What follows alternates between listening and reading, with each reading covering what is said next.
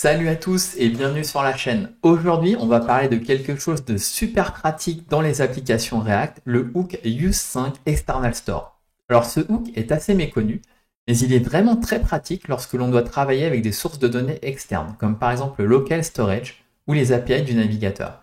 Donc, dans un premier temps, on va voir comment on fait classiquement avec UseEffect, et ensuite on verra la manière optimale de faire avec Use5 External Store.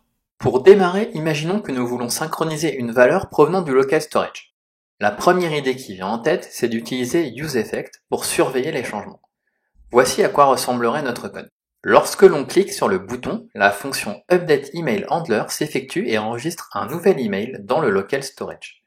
Ensuite, on utilise UseEffect pour ajouter un écouteur d'événements sur le storage et pour surveiller les changements sur le local storage. La fonction handleStorageChange s'occupe de mettre à jour l'état du composant car elle utilise setValue qui provient du hook useState. Comme vous pouvez le constater, si je clique sur le bouton changer l'email, cela fonctionne parfaitement.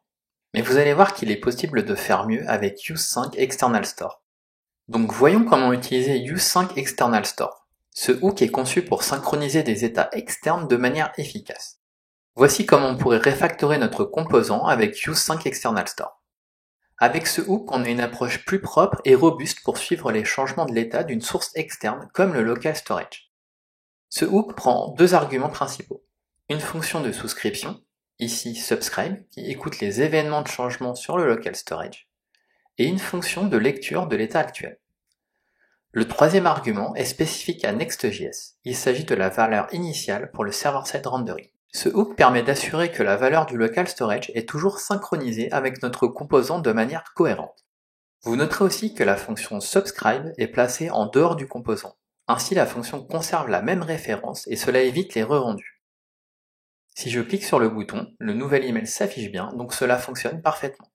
Pour finir, voyons un autre exemple sympa où Use5 External Store nous permet de suivre l'état de connexion de l'utilisateur. On peut se servir de l'API Navigator Online pour savoir si l'utilisateur est connecté à Internet ou non. Voici le code.